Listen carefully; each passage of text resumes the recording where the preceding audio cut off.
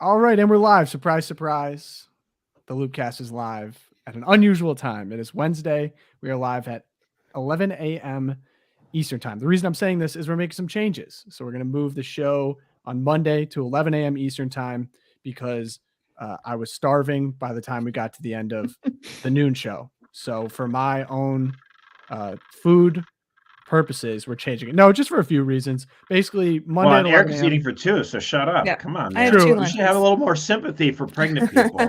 Josh, pregnant persons. You're weaponizing my rhetoric against me because I just made fun of you before for complaining about a headache, and Erica's literally about to give birth. And they're like, oh, you can't say that for a pregnant person. And you just flipped it as soon as I turned the live on. That's nefarious, disgusting. You say save it for the show, Tom. You tell me to save it for the show. Save it. I do indeed. You but did. yes, so we'll be live at 11 a.m. Eastern on Monday, Wednesday, and then we're going to do the St. Joseph consecration live on Friday as well.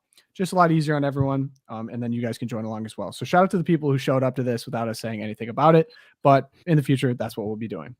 So if we want to give a little teaser on this show, we have some interesting topics here. So first off, we had a very, very polarizing, strange, tragic self-immolation that happened outside the DC Israel embassy. We're going to get into that. We're going to get into free speech on social media with the Supreme Court. And then finally, we're going to round it around to President Biden, who I guess, as of we just heard on this recording, is in the hospital. Makes sense. He's pretty old. Hopefully he makes a recovery. But he was just on the late night show and had a lot of interesting comments, and they worked extra hard to make him sound like he was making sense. But we're going to start off here. Erica, really, really strange thing happened. We got a 25-year-old tragically just took his own life in a very extreme way by lighting himself on fire. What's going on with that story?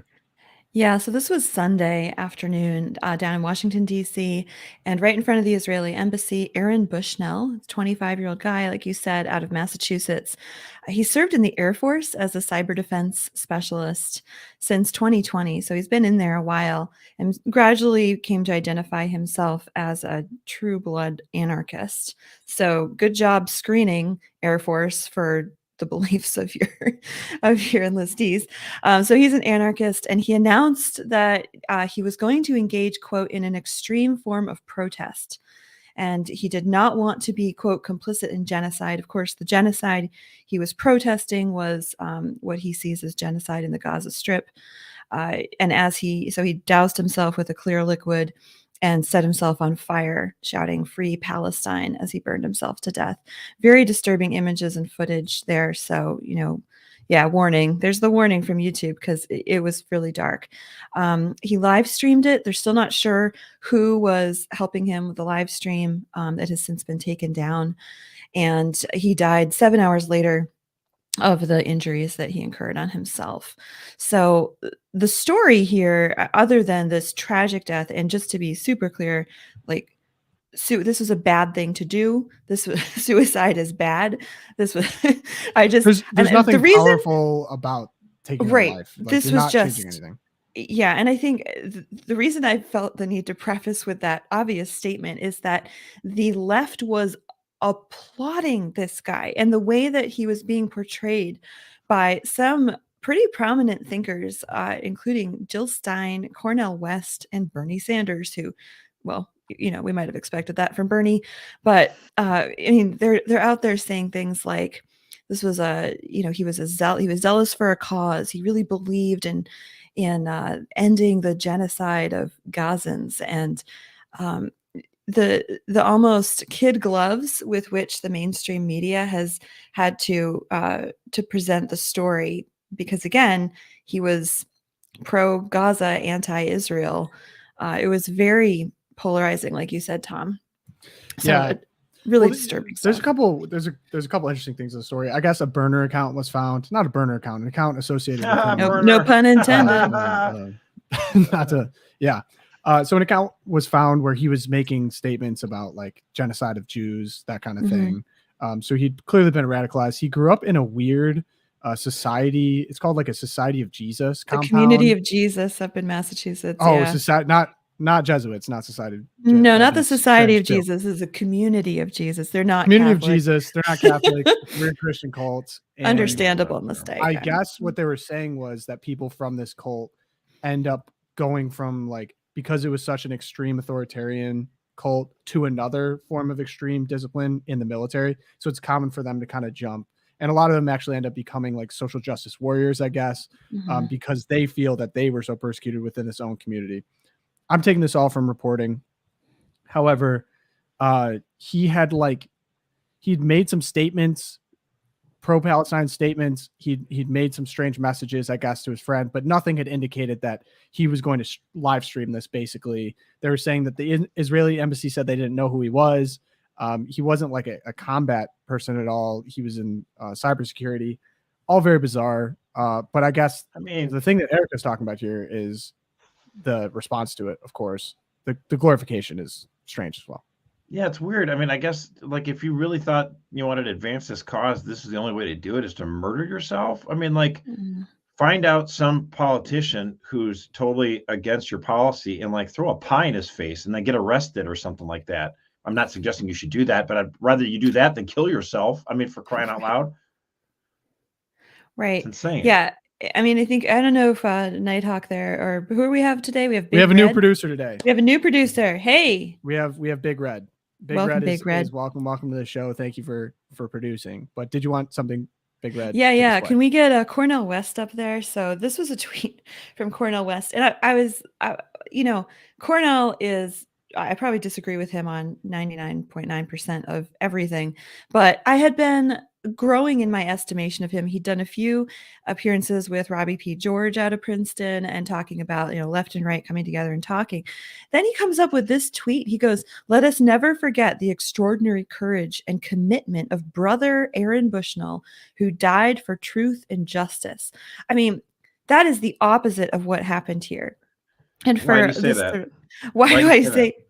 Because I think that it does not, like you said, Josh, if you really believe in a cause and you want to make change, killing yourself is not an act of courage. It's actually a cop-out, because you're saying, I'm getting off the wagon here. I'm not gonna bear the consequences of my belief. I'm just going to immolate myself, do something very, very shocking, and then I'm dead. I'm out of the picture. That to me is not courage or commitment to see something through to the end. Whoa, hot take, Josh. Okay. Okay. Well, this is like the thing where they said about the guys who jumped, who orchestrated the whole thing on 9/11. They got all the training, and then they get on the airplanes and they drive them into the buildings, and knowing that they're going to kill themselves. Absolutely 100% truly evil, but they were committed, and like the idea that they weren't. It's hard to assign courageous, because we always think of that as a positive virtue, but like what they were doing was evil. But like it took some guts. Courage is a positive virtue. What are you talking about? There's nothing courageous about what they did. Okay, so fanatical, like this fanatical, okay, but like rash. But like it's like it does involve a significant amount of. I mean, like you're doing something like this, setting yourself on fire. It's like it's not for the faint of heart. Like you have to like be committed, and you have to really believe in it. I think. Well, or you have to be mentally deranged, or you're just mental, right? Like okay, but he might not be mentally ill. He might just be so fanatically committed to his cause. He's like, I'm going to set myself on fire, or I'm going to take this plane into this building. But it's like they're not timid, so they are committed. They are steadfast. How do we get here? It's just that we're not disputing committedness. If you want to debate courage, that's one thing. I don't think this is courageous. Yeah, I mean, I attacked committed a little bit, because like you're copping out, right? You're saying I'm leaving the playing stage, right? I'm off stage. And Josh is saying committed. So I'll concede the commitment, but I will not concede the courage point, because courage is the positive virtue. And like all virtues, it's tied to the other virtues of fortitude, justice, temperance. You can't have one without the other. You can't be like a completely unjust person with no rational capacity and also be like, but I was courageous. That's not courage, when you're not applying the full like human intellect and the will and reason to the situation. Courage it assumes that you have taken into account the best course of action through prudence, and it requires this extra level of bravery, right, of you. But this is maybe rashness. I'm going with more mental because of his upbringing. I mean, he was clearly damaged. Perhaps. Truly. But I Josh, won't what- concede the the courage. interesting thing again, about what's this your story, point though, I think- Josh? I'm really curious. Okay, so like let's say you've got World War II and there's a guy on the, a battle between us and the Nazis somewhere in Germany or whatever, and this guy, one of our guys, heroically like grabs a gun and at total risk of his own life, takes out a bunch of Germans and rescues some guys and brings them back. And it's like, oh my gosh, dude, you're courageous. That you told that was like a death mission, and you did it. That you had courage, and you were committed. I mean, now switch it around. Let's say it was the opposite. It was a Nazi soldier who just was like, holy cow, I got to save my comrades who got captured by the Americans. I'm going to race against enemy fire, put my own life at risk to rescue 8 of my comrades, my fellow Nazi guys. And what we would say is the action in of itself was extremely brave, risky, ballsy, as we would say. But the question is, to what end? I mean, obviously, if you're fighting for the Nazi regime, like that's horrible because they're promoters of evil. So I'm not trying to say like, What are you trying to say? I'm trying to say that the people who flew into our buildings in 9/11 were committed. They weren't timid wimps. They were evil. But boy, I mean, that takes some guts to do something that dangerous. Now, of course, it's a suicide mission. So this idea that a suicide mission is by copping out or being a wimp. I don't know if it's wimp. I just don't see it that way. I think what they're doing was profoundly evil, just like this guy setting himself on fire. The act itself of suicide for it's as a means to an end. Like, I'm going to dispose of my life. I'm going to kill myself in order to advance some cause. I think that is not good. I think that's immoral. The Catholic Church is very clear about that. So I'm saying what this guy's doing is wrong. But it's just like, it's not like he's timid or wimpy. I mean, it's like, he's way off base. Off base, I'll do off base. Okay. But yeah, I will. Interesting. I don't know if the battlefield analogy with like soldiers going to risk their lives to save other soldiers is going to work. But here's another comparison that definitely didn't work. So this is one of my favorite reactions. Time magazine, right? Time magazine comes out with, we have to. They're still around? Yeah. Did you know that? Yeah, my mother-in-law reads them. So Martyr Time magazine seriously, are they digital only, or are they actually, do they still print on paper? I mean, I think you can still buy it at like those newsstands in New York City because that's where their readership is. So anyway, I don't know where any bookstores are anymore. They're capitalizing on this story because this is like, talk about major Big Red. This is not New York Times. This is Time. Magazine. Time magazine. Yeah. Slight difference. Easy mistake, but I would rather read New York Times. But we're going to go with Time magazine. So we're going to say, their Time, that one. They're capitalizing on the story because a man setting himself on fire and lots of images is clickbait. So they decide to offer to their readership a history of self-immolation. Oh. And in this history of self-immolation as political protest, they drop this article. Oh, yeah, right. They drop this convenient little line about how early Christian martyrs under Diocletian also practiced self-immolation as a form of political protest because they threw themselves on the flames of his burning palace when he was persecuting them. I'm going to just read this. This is Killing Christians, Diocletian? This is Killing Christians, Diocletian. They said, this is a quote, self-immolation was also seen as a sacrificial act committed by Christian devotees, is that what they're called now, who chose to be burned alive when they were being persecuted for their religion by Roman Emperor Diocletian around 300 AD. So now Christian martyrdom and the political statement being made by men like Aaron Bushnell is on the same level. Can I set the historical record straight? I'm going to nerd out, geek out for a minute. Can I just do this? All right. So I go and I follow the rabbit hole. I click the link in Time. And the link leads me to a 2012 New Yorker article by a quote-unquote expert, who's not an expert, who said that under the persecution of Diocletian in Nicomedia, the Christians set fire to his palace and threw themselves on the flames in protest of his political decision to murder them and their children. So they're just protesting. It turns out that this is not even a contested historical ancient history fact. If you actually go and read any serious historian of the Diocletian persecution, Diocletian's own son Galerius set fire to that palace And Galerius is this really crazy figure. You should look him up. He had like this weird STD that deformed his face and like made him crazy. It was probably like the French disease, but from 300 AD. Hardcore history with Erica. Hardcore history with Erica. So he sets it on fire. He blames the Christians. And of course, Diocletian's like, sure, let's blame the Christians. And then he intensifies this horrible, one of the last persecutions before Constantine.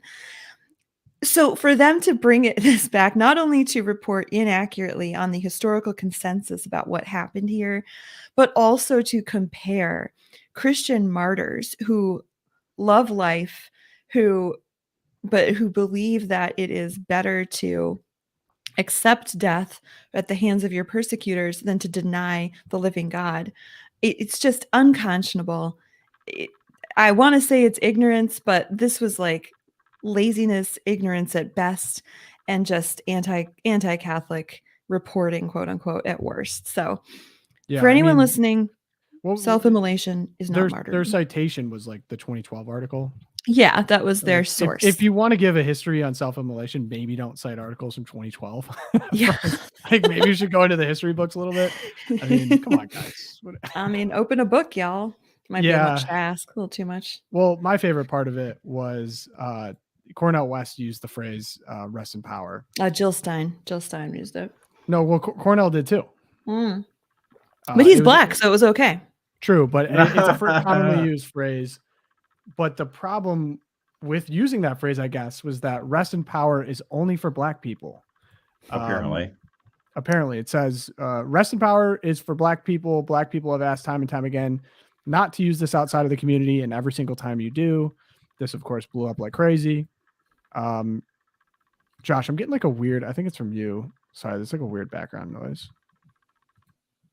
Yeah, it's from you. Sorry, I just muted it real quick. I don't know what that is. But yeah, and then community notes quickly came back with it was actually attributed to a graffiti artist, Mike Dream Francisco, who is of Filipino origin. Of course, I mean, none of that matters. But I guess what I thought of was, even if you light yourself on fire, it's not good enough. It's so, I don't know. What would drive you to light yourself on fire is pretty crazy. I know what comes to mind is like the Rage Against the Machine cover. But like, even the act of taking your own life in the most extreme of ways, there's going to be people arguing about how we should honor that or how it should be used or whatever. Like nothing's good enough. I don't know. Just kind of leaves me tremendously sad that someone would think that's like the only way that they could make an impact. And it does seem like he came from a very troubled past. So people are going to use it how they could, but I was like, even lighting yourself on fire isn't good enough for some people. Okay. So we move on now. Erica, this came across the desk. You were excited about it. We got some Supreme Court heads here on the podcast. So the Supreme Court is taking up a social media case. And so we've kind of now heard some questions from each of the justices and their takes and their directions. What's relevant about this case? Why should we really care about it? It's relevant to the Loopcast. Yeah, absolutely. But why should the rest of the country care about it and what's going on? Right. I mean, I think to understand, this was a case, the hearings were Monday this week, so a few days ago. And the reason why it is so important to pay attention to this ruling is because here's the question that's being posed. And the question, it sounds a little academic. Can states prohibit social media companies from censoring the speech of their platform users? And your mind should go immediately to some stories that have been of great concern to conservatives and had phenomenon or choices like deplatforming Trump post January 6th, right? We had the shadow bans going on where people like weren't showing up on each other's feeds. We have the censorship of stories like the Hunter Biden laptop right before the 2020 election. And then we have the social media platforms being like, oh, it's just the algorithm. Like we didn't do anything on purpose. And then, so what we had in response to this was Florida and Texas passed legislation, basically saying that social media platforms like Facebook, like Twitter at the time, now X, are more like telephone companies or wireless services, that they should be required to, first of all, disclose how they censor or choose content, and be subject to regulations about not censoring speech based on political viewpoints, religion, etc. So that's Florida and Texas's argument. And of course, they were challenged in court by the social media platforms. The trade group that brought the suit is called NetChoice. And their argument is that these platforms, though they're more like newspapers, it's like the New York Times editorial board, and they can certainly make decisions about how they censor what content they put out there, et cetera. So they're crying, First Amendment rights is their argument. The whole Megan Basham over at Daily Wire did a great job covering this. So if you want more details, if you are also a Supreme Court nerd like me, you can go read her materials. But the arguments from NetChoice were kind of strange because on the one hand, they're arguing free speech, and on the other, they're making these dire warnings about if they're not allowed to censor, the American people are going to be hearing voices, and these voices will be telling them to, insurrection, overthrow the government, don't take that vaccine. So they're also sort of, there's too much free speech, but we also are resting our argument on free speech.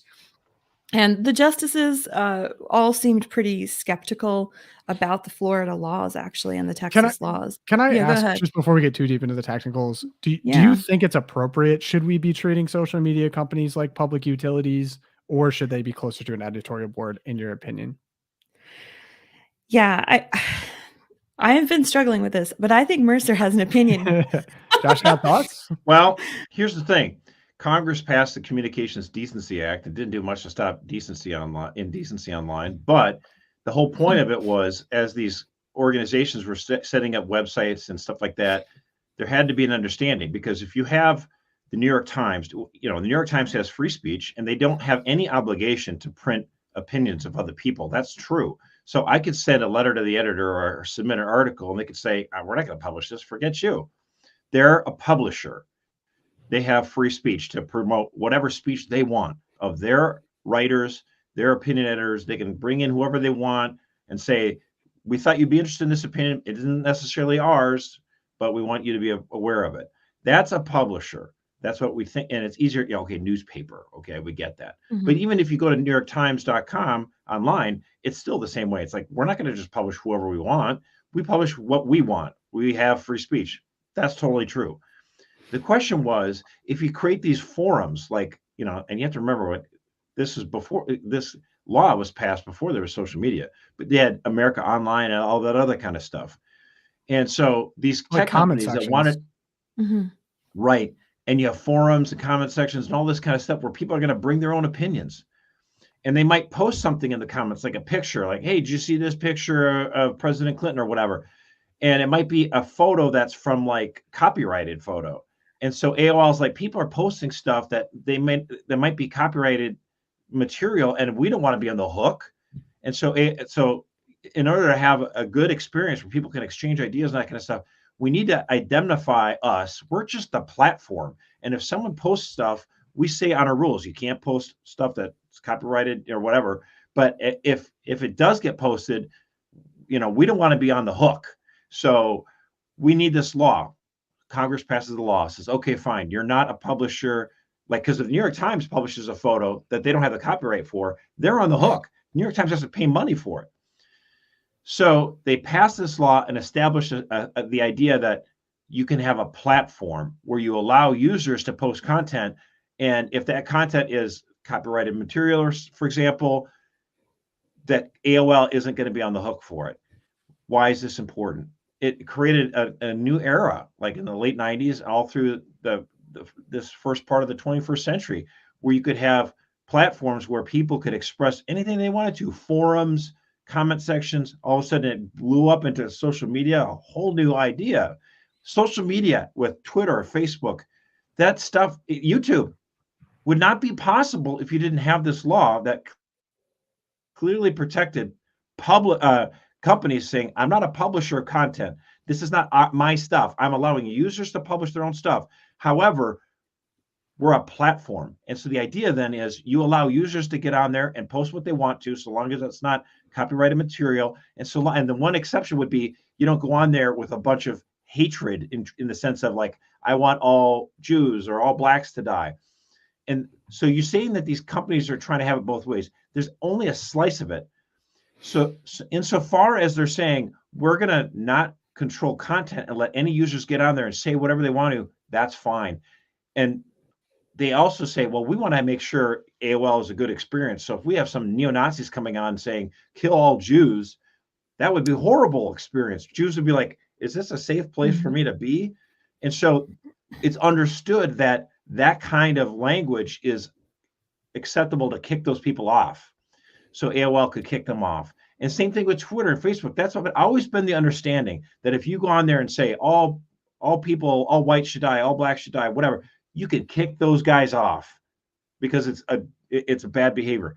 The problem in the last 5 years is that they've taken this to a whole nother level. They've said, if you believe that marriage is between a man and woman, you're kicked off. If you say, hey, right, Caitlyn Jenner might have a different name, but he's still a man, you get kicked off.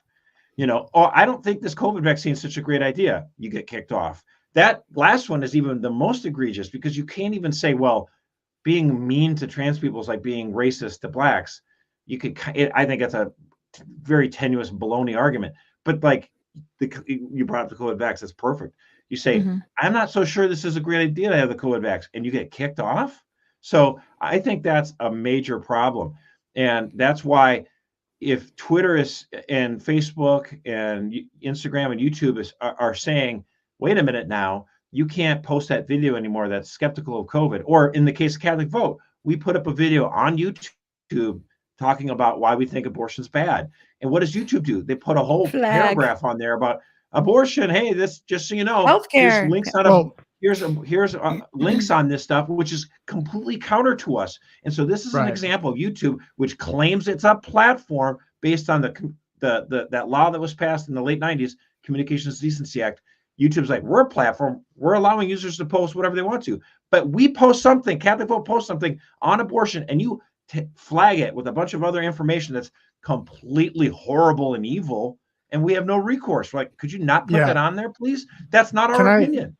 Right. Can I ask then because all of this comes down to like pulling the levers of the algorithms of like what gets boosted, what gets taken down. And I know the Hunter Biden laptop story was big. That was complete censorship. But I think a lot of people from the conservative side of the aisle argue, well, they're just pulling levers and they're not being transparent about why they're pulling the levers, why they're showing something, why they're not showing something.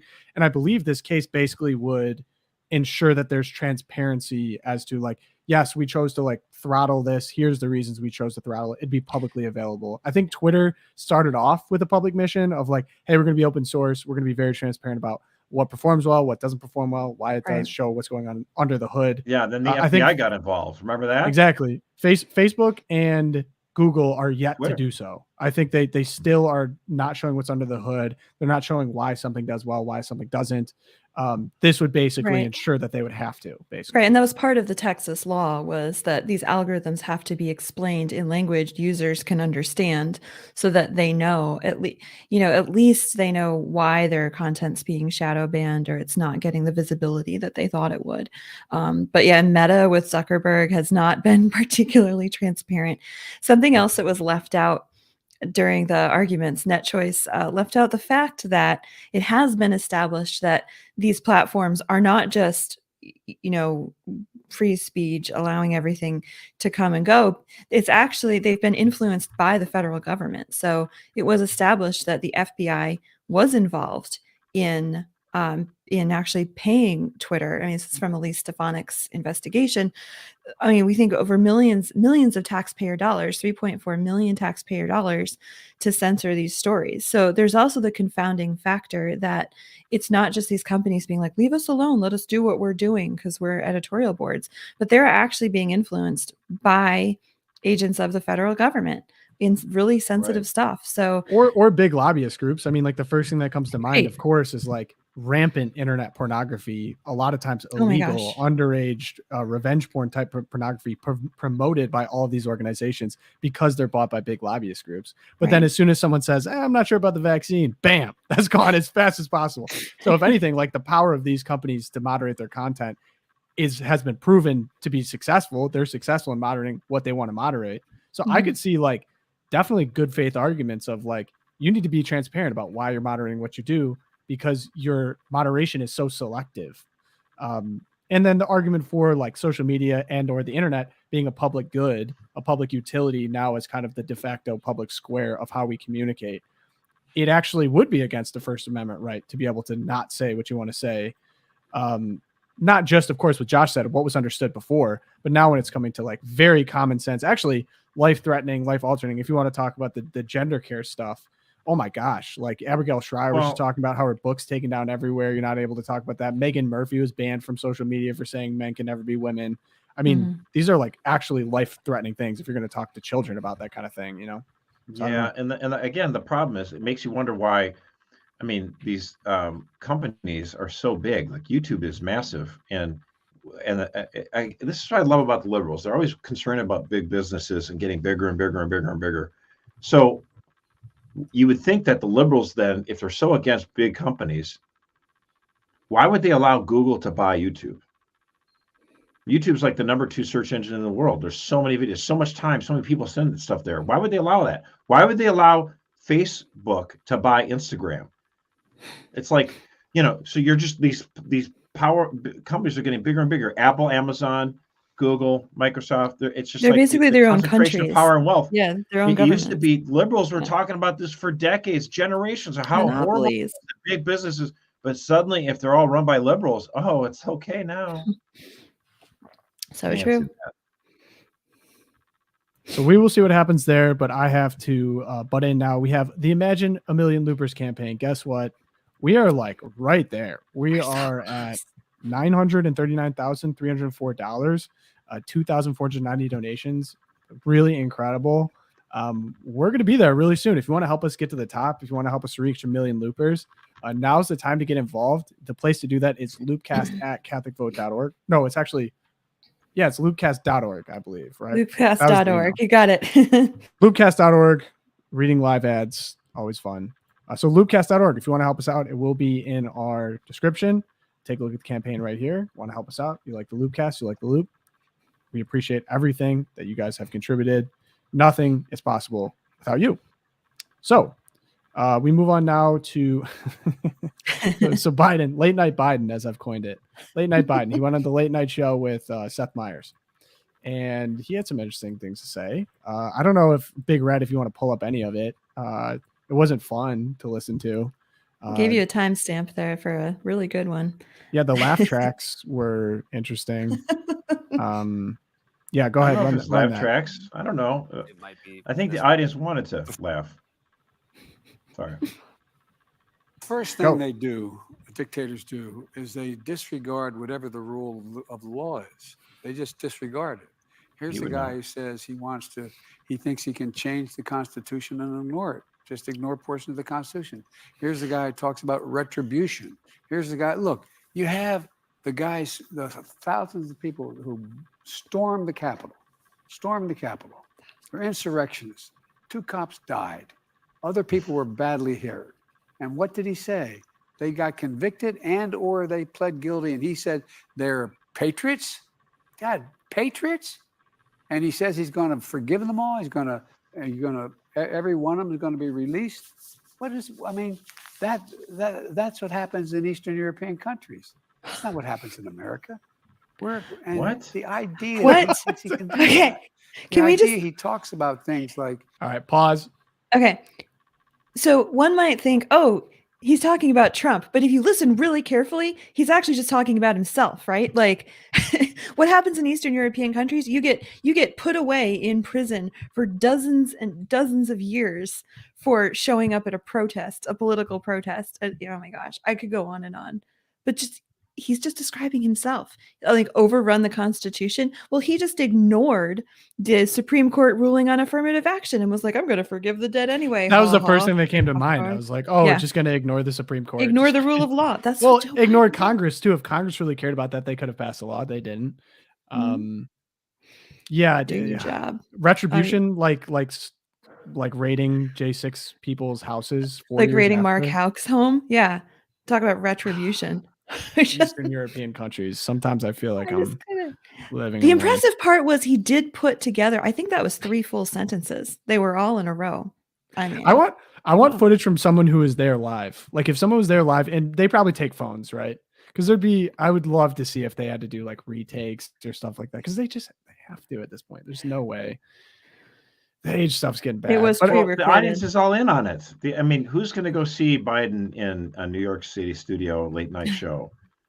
It's not going to be anyone driving a pickup truck. Okay. So, I mean, come on. It's all going to be people who are going to be barking like seals to show their support. Give me a break. Yeah. And if you watch the beginning of the clip, so what they did was Seth Meyers and Amy Poehler, who are very funny people. Like, they're funny people. Seth Meyers and Amy Poehler, they were Parks and Rec. Come on, man. So anyway, Amy Poehler's there, and they're like, they bring him out, and everyone stands and claps. They do show, they pan the audience, and everyone's like clapping like crazy. People are weeping. They're so, it's Joe Biden. He's coming out, and as he comes out, he's like doing the shuffle, the grandpa shuffle, and then all of a sudden he like straightens up a little bit, and he does this little like hop kick thing, and then he just keeps shuffling, and like he was totally told, okay, halfway across the stage, you need to do a little hop kick so that they know you have energy and you're youthful. And it was just, it's like, oh, let the guy go back to bed. Did you guys see the speaking of therapy for liberals, did you see that Dr. Phil went on The View? Yes. I don't know if you guys missed that one, but I did yeah, not miss Dr. that Phil one. goes on The View and is talking about how like all of the science is pointing to like devastating learning loss for kids who had basically no exposure to COVID. There's no risk to them being in school. Actually, the risk was much higher of them not being at school, and about how the reporting on domestic violence stopped during COVID as well. And this was all, of course, the handiwork of teachers unions.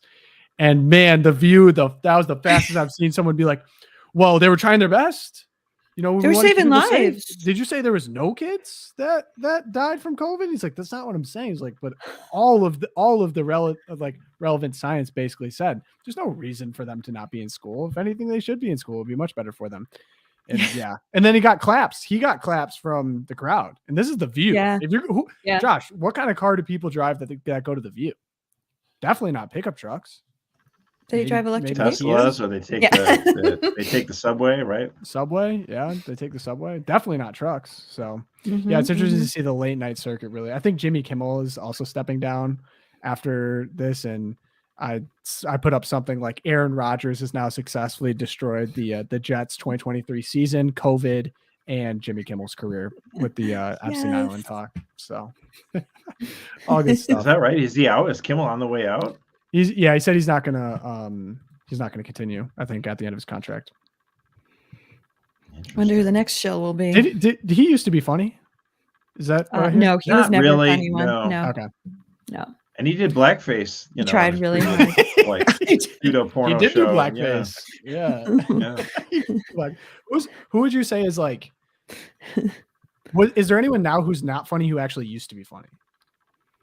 All of that's hard. Stephen Colbert had moments of the Colbert Show, like back in 2000. Oh, Josh is saying no. Very early, there were moments. No, okay. I think Jon Stewart was the only of the current guys who does the whole mocking, that actually had some elements of humor and comedy to him. Because I've seen him do stuff that's not political, that's funny, and even some of the political stuff, like he did the stand-up routine, opening for SNL back in the day, back when the marriage fight was going on. And I remember listening to him. I thought this was funny and devastating for our cause. And I was, it was unfortunate. But that was about it. And then after that, it just becomes like, look at this. This is stupid. Laugh and ridicule and mock it. And that's not actually humor. It's just kind of dumb.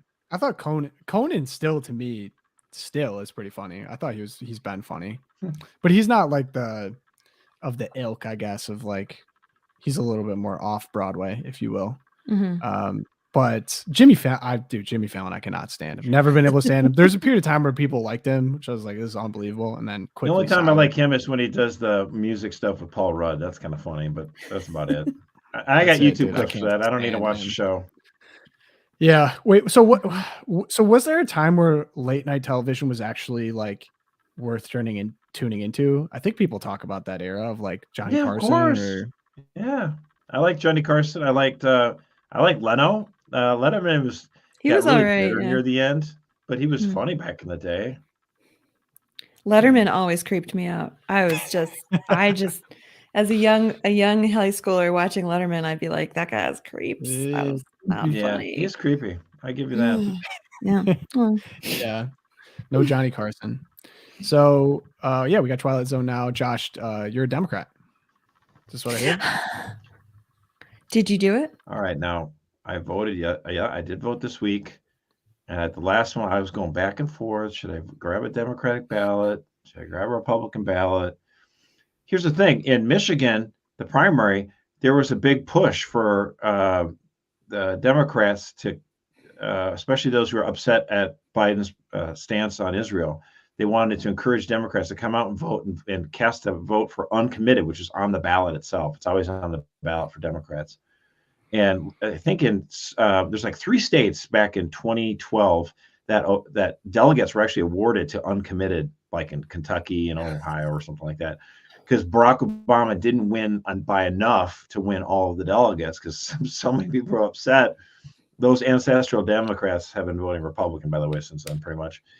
So I'm like, okay, but this not gonna be the case now. Like, but it raises a question: if a lot of Democrats in the Dearborn area, where there's a large Arabic population, they're very upset about Biden's pro-Israel stance.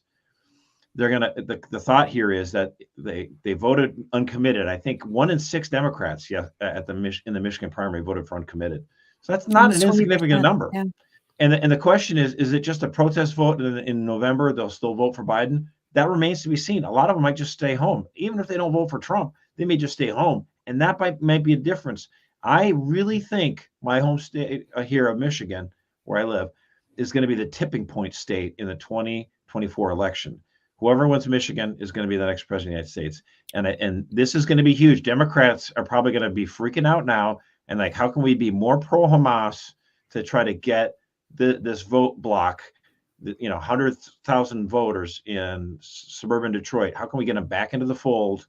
And I mean, that's why, President Biden and his administration are trying to get a ceasefire as fast as possible. That's probably why that guy set himself on fire. It's like, we need to end this war as soon as we can. So did I vote uncommitted just to kind of increase that number? I was tempted, Erica, but at the last second, I grabbed the lame. Republican This is bad ballot. for content. This is horrible for don't content. care. You should have done it for content.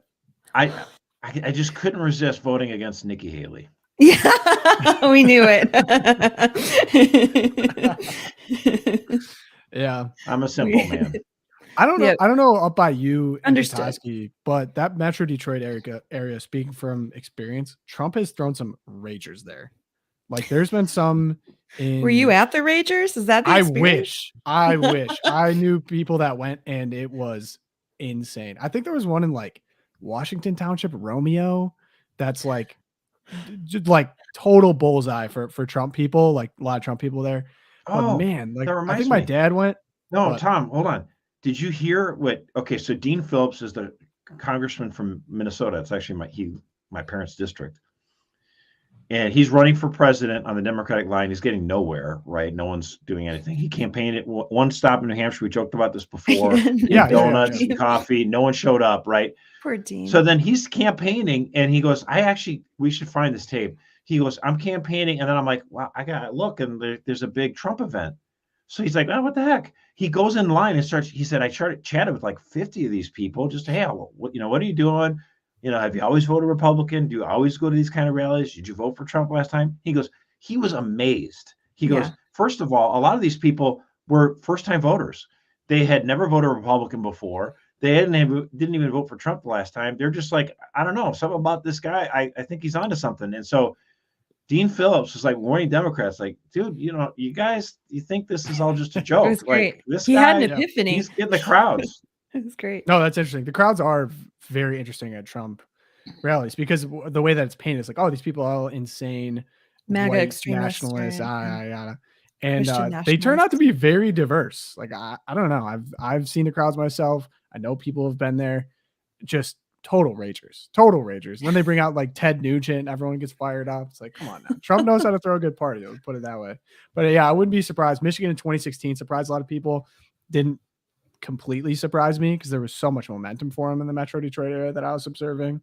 But you always in Michigan, you're going to have to deal with Detroit, Flint, and Lansing, right? Are the big 3 blue kind of strongholds for some reason. I have no idea why they elected That's Gretchen just Whitmer. She population. is I mean, that's what the it is, worst. right? Yeah. The worst. Gretchen Whitmer made my least favorite governor in America, maybe even above Gavin Newsom, because Gavin Newsom gets more flack than she does. She kind of like skirts behind him as the worst, but I think she's worse personally. She does the damage though, right? Oh, anyway, so we move on now to mine. Big Red. I'm gonna need this one played. This is a little bit risky because I just saw it before this podcast, but the governor of Athens is now speaking on Lake and Riley. Mayor, yeah. Ugh. The mayor, yeah, I'm guessing.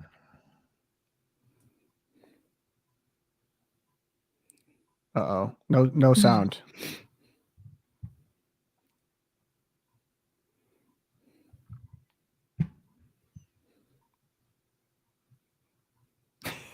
Oh my gosh. This is just nothing but tech issues today. Yeah, this is just there's something. It's been a rough the Lord day. hates the good Lord loves us, but the devil doesn't like us doing this, I guess. Yep. Yeah, this is a tough tech episode. We'll see. Big Red, you keep playing around with it. We'll see if we can get it going. I don't know. What did he say? What was the gist of basically the gist? So he gets up there and he's like, "Look, I've gone over the data. There's no correlation here between illegal immigration and this murder." And as he's saying it, you can hear people in the crowd like audibly upset, yelling at him. Like, this is because, and then he goes on to say, I've worked through 4 administrations and Trump has, no one has ever talked about immigrants the way that Trump has talked about them, demonizing them, yada, yada, yada. And it's just so infuriating to me that you would take the time as the mayor of a town that just experienced the first homicide in Athens in like 30 years. And instead of acknowledging the fact that he is an illegal immigrant, that he shouldn't have been here, and that our community would have been safer if this man wasn't in there, he went to like bashing Trump in data. Like, that's just bad, horrible leadership up top. But I mean, as a citizen, this is the easiest way for me to say you are never going to be anywhere near political power ever again. Like, this is the type of thing that rallies people to kick people out of office. But like, unbelievably tone deaf. I saw something the other day. Like, why aren't conservative governors, like Republican governors, just deporting illegal immigrants right now, using this momentum to be like, yeah, they shouldn't be here, gone. This is like the easiest. Right. If you can bust them to New York, why can't you put them on a plane? Right. Who's going to stop you? Nicaragua. There's sanctuary cities that Venezuela. aren't cooperating with ICE, and nothing's being done about that. Like, okay, so the federal government is spineless and has no authority to enforce their own laws. So like, all right, gone. I'm going to make my community safer. Like, the fact that this guy is not saying those things right now is completely infuriating. If I was a resident of Athens, I would be just as upset, and I would like move towards like potential impeachment. I mean, this is like the biggest abdication of leadership and tone deafness I've seen in a long time. Just completely infuriating. Yeah. No other way around it. It's crazy. Did you see the update to the story too? So the Ibarra, the man who murdered the girl in Georgia, his brother was just arrested. His biological brother, I believe in New York State, for assaulting a child. Yeah. It just keeps going. It keeps going. Well, the greatest update to this is Venezuela is blocking immigrants from coming back in their country. So people that immigrated to the U.S., they block flights. They won't take them back. They won't take them back. Huh. I wonder why. Yeah, maybe the mayor of Athens missed that update. We know why, Tom. Do you see that we reported on this at Catholic Vote? Like like 4 or 5 years ago, Venezuela was talking about an epidemic of so many people, so many murders, and now they just had within the last year they said, "Gosh, murder rates are down to like a 20-year low." Yeah, because you've exported them all. You kicked them out and told them to go up to the United States of America. You have to laugh. It's like insane. Like, why would we allow this to happen to our country where we bring them in like this? It's allow this to happen. I think that's the point. It's like, and I've seen a lot of this with the Tucker Russia conversation, then also with what's going on in El Salvador. There's people like Jon Stewart who are basically conditioning Americans to expect less, or to expect lower standards of living than they have to. No one is telling you have to live in a place where there's undocumented people that could murder your daughter. Right. You don't have to live that way. El Salvador, they did not have to live completely dominated by gang violence at all times and fear for their lives. Someone came, they solved the problem, they threw them in jail, and they made El Salvador free again, the safest country in the Western Hemisphere. And you still have people that are mad at him about that. We can do I don't that care here, how people. he did it. We could do that here. Same with Tucker in Russia. He's like, oh my gosh, they have nice grocery stores and they have nice subways. It's like, well, at least we have free speech here. It's like, oh, so I have the freedom to get murdered on a dirty, ugly, crime-ridden subway. We could have don't both, have to live Jon that way. Stewart, right. We could have both. It's like this weird scarcity thinking that is somehow infecting everyone's mind. Is just driving me crazy. You do not have to accept this. And in reality, that's what these residents of Athens, Georgia should do. They don't have to accept this idiot who's not willing to protect their own community or even speak to the truth of the matter, that he was killed by someone who should never have been here in the first place. You don't have to accept that. That's the beauty of politics. It's like, once you get involved, that's how real change happens. But like, no one should ever tell you to expect to be okay with this as a standard. This is not the standard of America. It never was. It's this weird infection that's happened over the past, 10 years, but like, no, we don't have to live this way. No one should tell you should live that way. Amen. Preach it. Done. All right. Mercer, neutral zone. All right. So interesting story in the Atlantic about this biologist, David Gruber. Okay. He's convinced that we can communicate with whales. And so he got his project has got, raised like $33 million for this high-tech effort to learn the language of the whales. I know this sounds like a Star Trek movie, it's like right? Pocahontas. It's lovely, right? So they're communicating it. And then this writer's like, so what, what would we, the reporter said, I asked Gruber himself, what would he say to the whales? He said he would be taking requests. Most people tell him we should start with saying, sorry for the bloody rampage that was industrial whaling. So sorry for the He agrees. Whaling he said, industry. we pulled the oil out of the animals' heads. We used it to make lipstick. Perhaps now we can atone. And I mean, it's just like what? Charlotte Dunn, president. Charlotte Dunn, president. Josh, of what would you Bahamas say Marine. though? What would you say to whales if we had this? What would your first thing be? Where can I find something good to eat in the ocean? I don't know. Right? You probably know, right? Where's the best baleen, or what are they? The baleen for teeth. But it's just kind of funny, like how for the at the left, any advancement in technology is just another opportunity to apologize for all of our historical sins. Any discovery, it's just the same script for these guys. And what cracks me up about this is like, what is the assumption here? Like that whales are just like, 5-year-old girls are just so peaceful and all they want to do is play with toys. Like, what if they're fascists? Like, what if you find out that they're horrible? They're horrible. Like, I mean, this idea that they're just, it's humans that are bad and everything else is so, happiness and sunshine. Like that first whale totally is gonna racist. Right? That first whale is going to come up and be like, honestly, I've been triggered ever since someone named us killer whales. Yeah, that's ridiculous. We're pacifists. Or maybe they'd be like, thanks, man. That gives us street cred down that's here. That's a sick name. People Yeah, mess with us anymore. Wow, man, the humans call us killer. You watch out. You see what they do. We're killers. The sperm whales are like, what the heck? Where's my killer whale? A sperm whale? Like, you call me a sperm whale? I could have been a killer whale. You went there, Erica. Wow. I did, because I'm the female. Man. I can do that. Yeah. Could ask him about our boy Jonah. What happened, dude? You just swallowed him. How'd he get out? The whale's like, I was hungry. Okay, like, can you follow me? Like, hey, man, I get it. Wow, that's an interesting thought. Like, if all of a sudden we could communicate with people, think about that with dogs all the time, right? Like, what do you think dogs would be like? They'd be kind of chill. I mean, what if the whales did say that?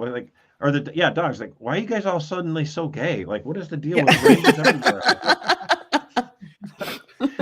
Who knows? Or more than likely, it'll probably be just like ball. Yeah, ball, exactly. Food, ball.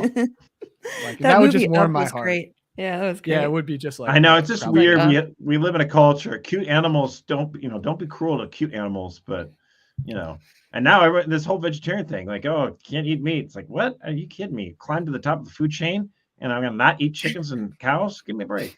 People are weird. People are weird. People are weird. Maybe that's where we round this one off. Ooh. So if you want to join in the fun, 11 a.m. Eastern time, Monday, Wednesday, Friday, we will be on here. Come hang out with us. If you want to support us, loopcast@catholicvote.org is where you can email me. If you want to leave us a review, Spotify, Apple Podcasts, subscribe to the YouTube, like it. It'd be pretty sweet. So we will see you guys. Josh and I are doing the consecration episode Friday. See if Tom survives Lent. Challenge impossible. But we pray St. Thomas More, Our Lady of Guadalupe, St. Fidelis, pray for us, and we'll see you guys in the next one. Peace.